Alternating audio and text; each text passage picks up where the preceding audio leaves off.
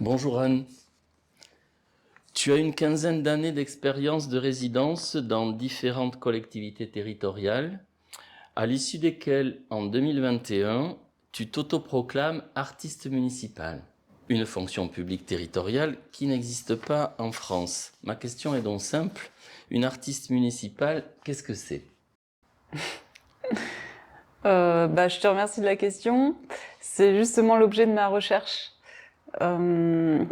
Parce que je suis artiste plasticienne. En France, quand on travaille en tant qu'artiste plasticien, on est rattaché au régime social des artistes-auteurs. On est aussi des travailleuses indépendantes. Et, et on associe souvent l'artiste à cette liberté de création. Et en fait, comme j'ai beaucoup travaillé dans le cadre de résidence en territoire, financée dans le cadre de politique publique, et que dans mon travail, je prends en compte les problématiques que rencontrent les gens au quotidien, je me suis posé la question pourquoi je pouvais pas être moi-même agente en fait d'une commune. Et donc j'ai tout simplement collé le contexte des artistes actuellement, des plasticiens, et celui de la fonction publique territoriale. Et aujourd'hui, j'essaye de voir comment ces deux mondes peuvent s'articuler ou pas. Et je le teste par différents processus.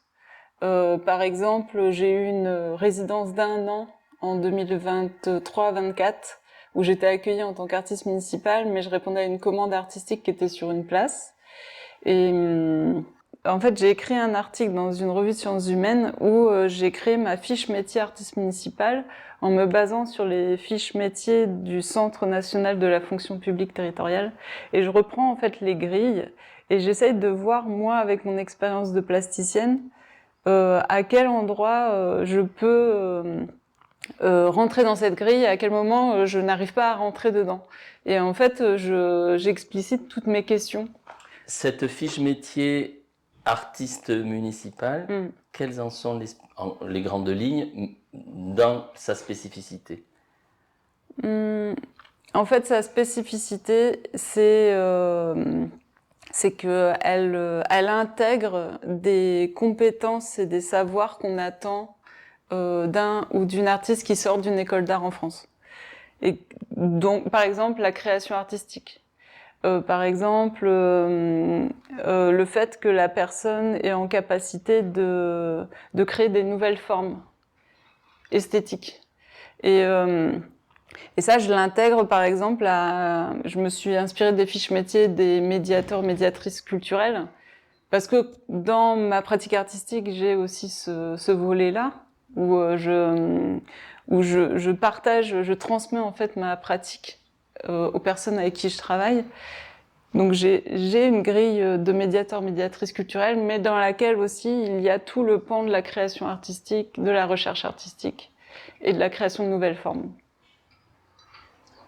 Alors, tu as passé ce mois de mars 2026 au Bel Ordinaire en séjour de recherche et tu es de retour pour un second temps afin de continuer à élaborer cette recherche sur une conférence performance pour réunion d'équipe autour de la fonction inventée d'artiste municipal.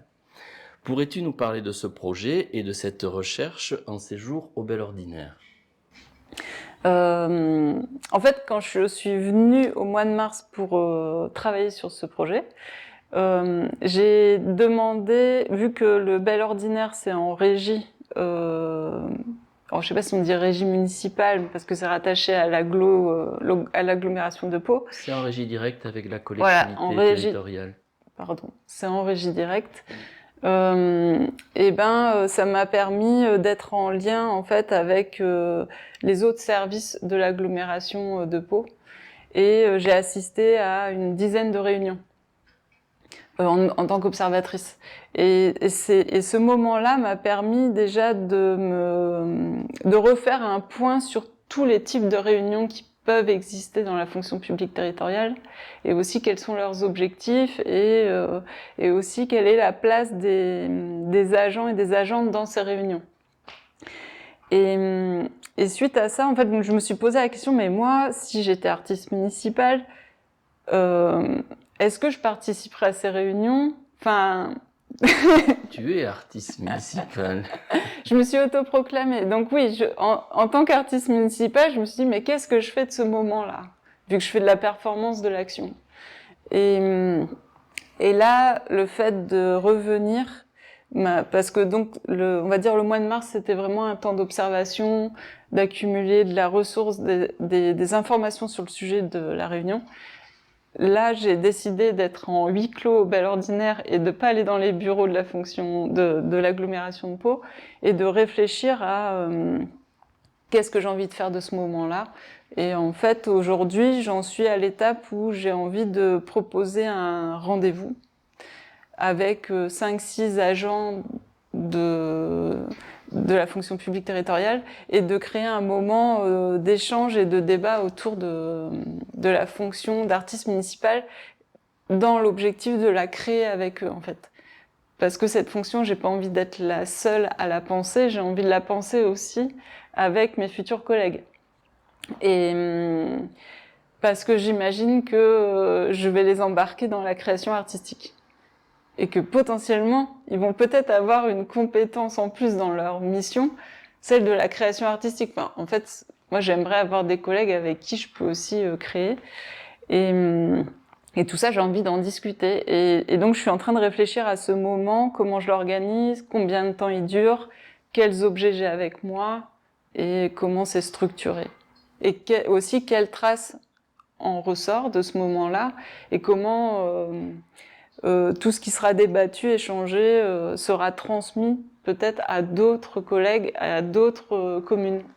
Est-ce que je comprends bien? C'est la forme que prendrait cette conférence performance. C'est ça. Alors, je te remercie. Ok, merci à toi.